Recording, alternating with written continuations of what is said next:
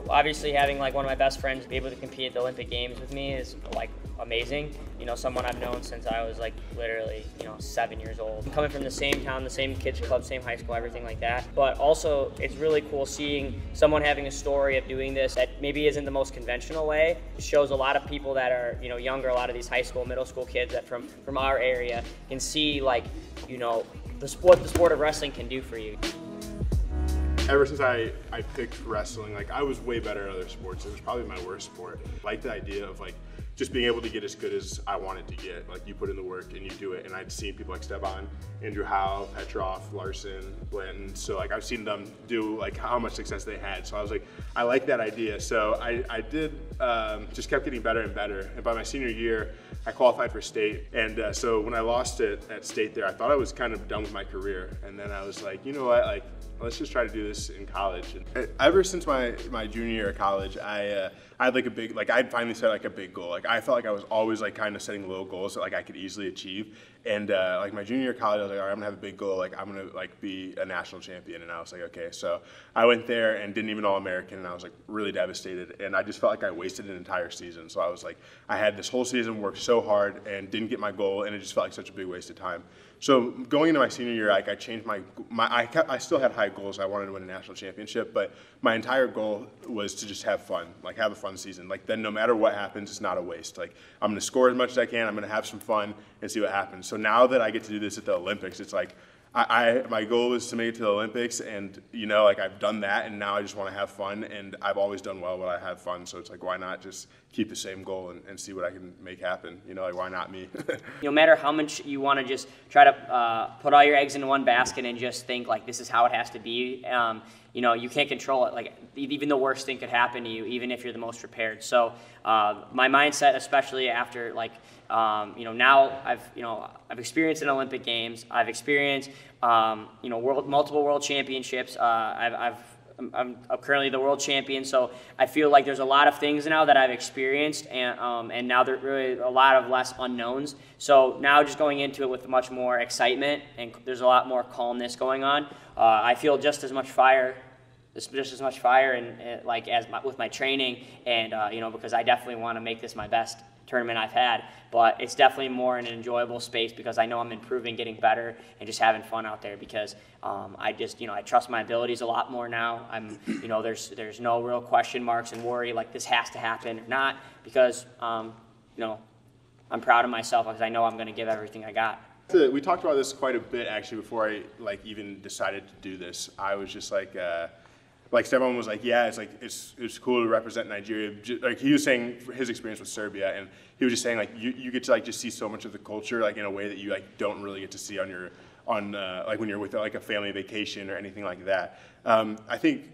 me and him have a little bit different stories just because like I didn't really have like he has like a Serbian-based community around here. Like I had no Nigerian-based community. I haven't been able to visit Nigeria since I was like a little kid.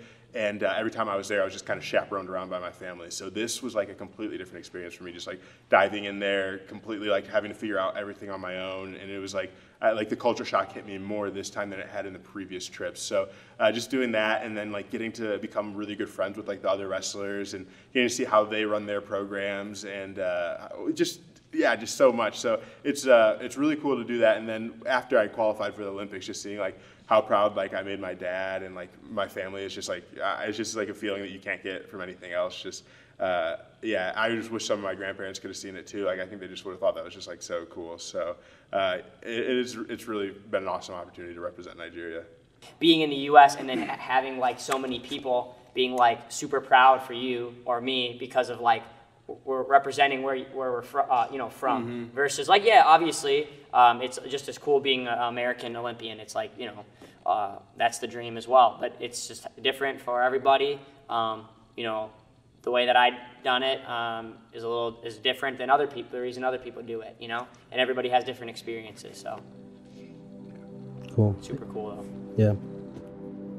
Hi, Sonny. How are you? Wow, you're a little spiffy. I look nice. Hi, Mike. You look real nice.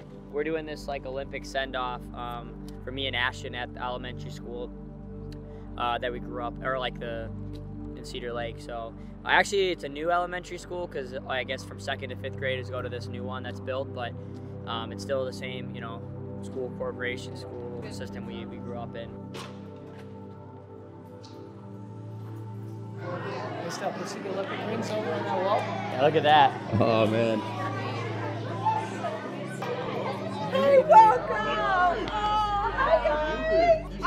Pull up. Good, how are you? You too. Isn't he looking handsome? You look clean. He's getting You stronger. dress We just up for wrestled. me Yeah. and Ashton?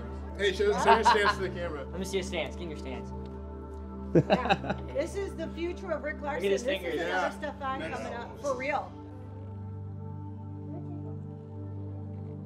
Go on, Ashton. Yeah, we'll just do it. Okay. That way balance. Well, then you all need to shift that way. So you're calling us bitches. Mom, when are we going now? Okay. Oh.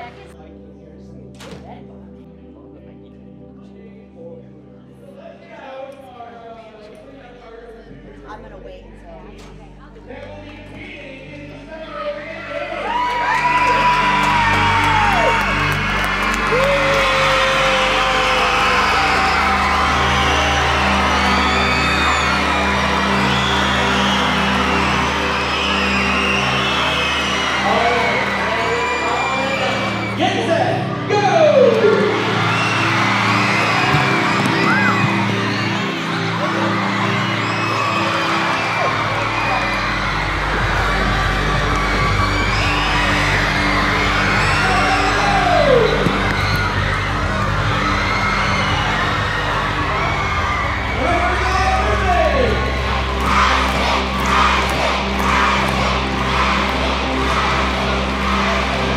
I saw that. I got it on the camera. Did you get it? Yeah.